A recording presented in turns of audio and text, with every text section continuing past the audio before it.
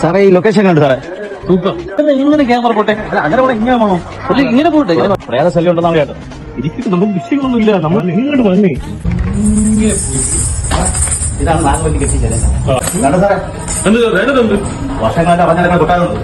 എനിക്ക് വേണ്ടി നീ കെട്ടണം, കെട്ടണം, കാലി കെട്ടണം. സാറേ വേണ്ട സാറേ. എന്ത് വേണ്ട സാറേ? സാറേ പ്രശ്നമാവും. നീ പാടാ, എനിക്ക് കാര്യം